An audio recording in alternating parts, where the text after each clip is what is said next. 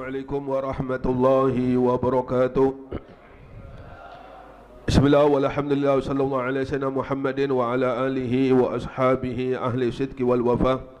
Allahumma salli ala sayyidina Muhammadin qamaril wujudi fi hadzal yawm wa fi kulli yawmin wa fil yawmi al maw'ud sirran wa jahran fid dunya wal ukhra wa ala alihi wa sahbihi wa barik wa sallim la haula wa la quwwata illa billah amma ba'd. Yang sama-sama kita muliakan dan dimuliakan Allah Subhanahu wa taala, penasihat Majlis Rasulullah sallallahu alaihi wasallam Bapak Idi Saputra, kita doakan beliau dengan berkat kemuliaan Ar-Rasul sallallahu alaihi wasallam dan dengan berkat kemuliaan para habaib, para wali-wali Allah Subhanahu wa taala, utamanya dengan berkat kemuliaan Al-Imam Al-Qutub Al-Habib Abdullah bin Alawi Al-Haddad dan dengan berkat kemuliaan Al-Imam Al-Qutub Al-Habib Abu Bakar bin Muhammad Asghar Mursik. Mudah-mudahan Bapak Edi Saputra beserta seluruh keluarganya dengan panjang umur oleh Allah Subhanahu wa taala, diberikan kesehatan oleh Allah Subhanahu wa taala, segala penyakitnya disembuhkan oleh Allah Subhanahu wa taala, diluaskan rezekinya oleh Allah Subhanahu wa taala, segala urusannya dimudahkan oleh Allah Subhanahu wa taala, segala hajat dikabulkan Allah Subhanahu wa taala, diselamatkan oleh Allah Subhanahu wa taala dari berbagai musibah bala fid dunya akhirah, dan dijadikan anak keturunannya menjadi anak keturunan yang saleh saleh, amin ya rabbal alamin. Yang sama-sama kita muliakan para sesepuh tokoh masyarakat, utamanya kepada paman sana,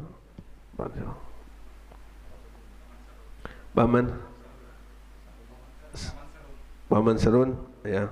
Kemudian kepada Ustaz Abdul Muti dan juga kepada Bapak Sabar, kita doakan sesepuh kita, tokoh masyarakat kita, mudah-mudahan oleh panjang umur Allah Subhanahu wa taala, diberikan kesehatan Allah Subhanahu wa taala, segala penyakitnya disembuhkan Allah Subhanahu wa taala, diluaskan rezekinya oleh Allah Subhanahu wa taala, amin ya rabbal alamin.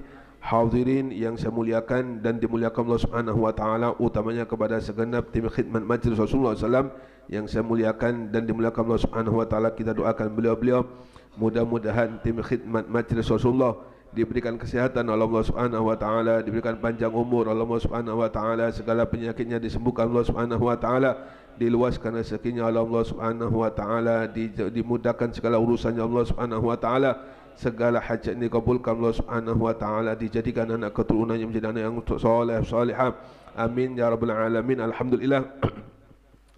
Kembali kita bersama-sama dikumpulkan Allah Subhanahu wa taala di tempat yang sangat dimuliakan Allah Subhanahu wa taala, bersama-sama kita diberikan kemampuan oleh Allah Subhanahu wa taala untuk bisa berzikir kepadanya. Kita memohon kepada Allah Subhanahu wa taala, kita meminta kepada Allah sebagaimana malam hari ini kita bersama-sama diberikan kemampuan oleh Allah Subhanahu wa taala untuk bisa berzikir kepadanya. Mudah-mudahan di detik-detik sakaratul maut, di detik-detik roh kita diambil oleh Allah Subhanahu wa taala, kita pun diberikan kemampuan oleh Allah Subhanahu wa taala untuk bisa berzikir kepadanya, sehingga tidaklah keluar roh kita terkecuali lisan kita dalam keadaan berzikir kepada Allah Subhanahu wa taala, amin ya rabbal alamin. Diriwayatkan bahwasanya Ar-Rasul sallallahu alaihi wasallam beliau pernah bersabda, kata Nabi, mal mayyitu fil qabri illa kal ghariqil mutaghawwidh yantadiru da'watan talhaquhu min abin aw ummin aw akhin aw sadiqin fa idza lahiqat sukana habla min ad-dunya ma fiha.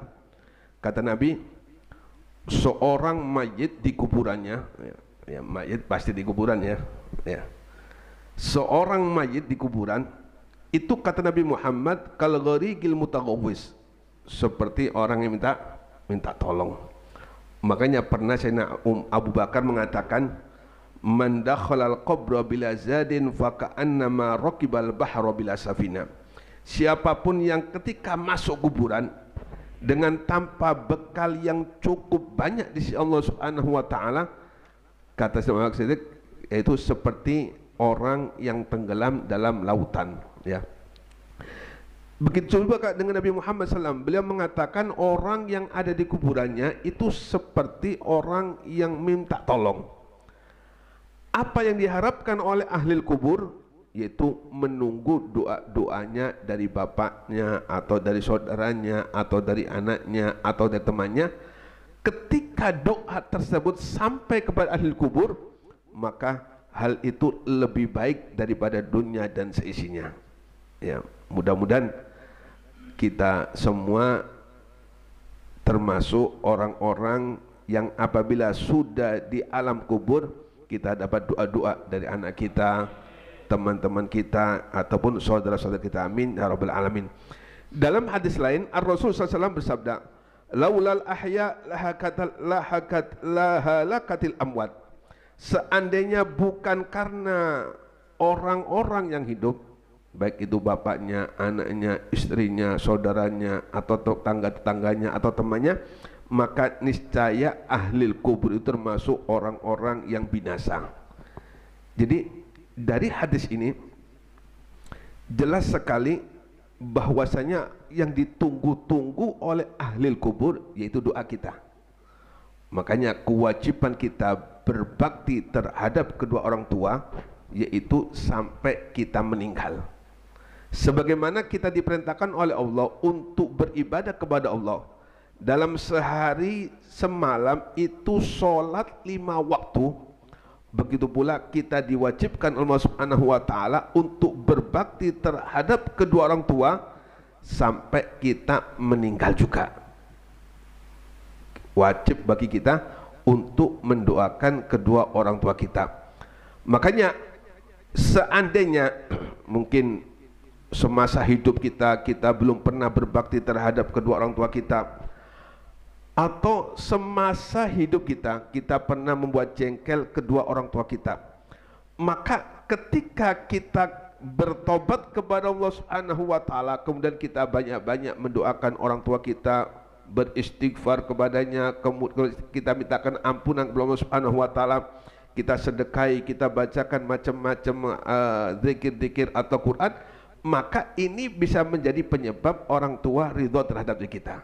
Jadi orang tua untuk menggapai ridho orang tua itu ada kesempatan walaupun orang tua kita masih sudah meninggal. Walaupun orang tua kita sudah meninggal, ada kesempatan bagi anak yang ada di dunia ini menggapai ridho orang tua, yaitu dengan selalu mengingatnya, dengan berzikir, meminta ampun Allah Subhanahu wa Ta'ala atas dosa-dosa mereka yang mereka perbuat kepada Allah Subhanahu wa Ta'ala. Maka dari sini mudah-mudahan akidah kita ini ditetapkan oleh Allah Subhanahu wa Ta'ala, akidah ahlu sunnah wal jamaah, yang mana mempercayai atau meyakini bahwasanya doa-doa orang yang hidup sampai kepada ahli kubur. Dalam hadis lain Nabi mengatakan, ummati ummatun marhumatun. Kata Nabi Muhammad, umatku merupakan umat yang paling disayangi oleh Allah Subhanahu wa Ta'ala, dikasihi oleh Allah Subhanahu wa Ta'ala. Tadkhulu kuburha bidunubin kaljibal. Mereka masuk kuburan dengan dosa-dosa seperti gunung. Wa tahruju wa qad ghufira bi istighfaril amwat, bi istighfaril ahya, atau kama qala Nabi Muhammad.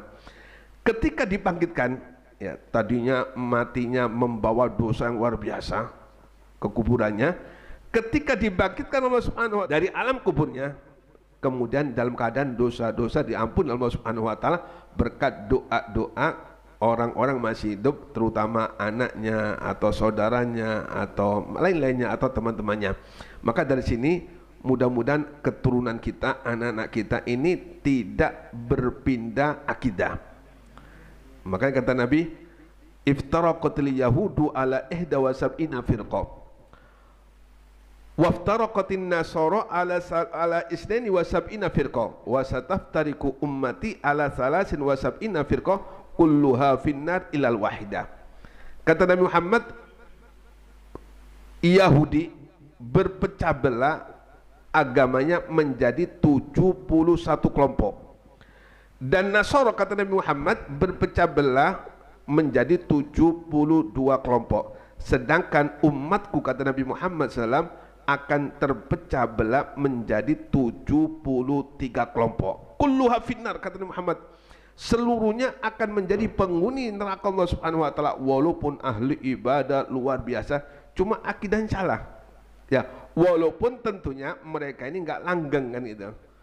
Orang selagi meninggal dalam keadaan Islam, mempercayai Allah Subhanahu wa Ta'ala, beriman kepada Allah Subhanahu wa Ta'ala, apapun yang dilakukannya ini masih ada harapan untuk mendapatkan ampunan dari Allah Subhanahu wa Ta'ala, ada harapan untuk menjadi penghuni surga Allah Subhanahu wa Ta'ala. Cuma kata Nabi Muhammad, seluruhnya ini akan menjadi penghuni neraka. walaupun enggak kekal ilal wahidah, kecuali satu ya. Semuanya kita tahu mereka mengklaim dirinya yang paling benar. Si A dia yang paling benar, si B yang paling benar, si C yang paling benar, si D semuanya yang paling benar sesuai dengan Nabi Muhammad SAW. Maka kita bingung, orang yang bodoh kayak kita ini, orang yang ngerti apa-apa, nggak ngerti hadis, kita bingung. Kenapa? Karena semuanya mengklaim dirinya yang paling benar. Maka kita nggak usah pusing-pusing, kita ikuti orang-orang tua kita, kita ikuti datuk-datuk kita, kita ikuti bapak-bapak kita, sebab mereka masih dalam keadaan kaum tua, berbeda dengan yang kaum-kaum baru ini. Kan datangnya mereka kan baru saja. Adapun akidahnya orang tua kita sudah dari dulu tahlilan, ya kan? Tahlilan, kemudian membaca surat Yasin, dihadiahkan orang tua. Nah ini akidah kita, yaitu ajaran-ajaran orang tua kita, yang mana memang inilah yang diajarkan Nabi Muhammad SAW agar kita selalu mengenang ahli kubur, dan tidak ada yang dibutuhkan pada ahli kubur kecuali doa kita.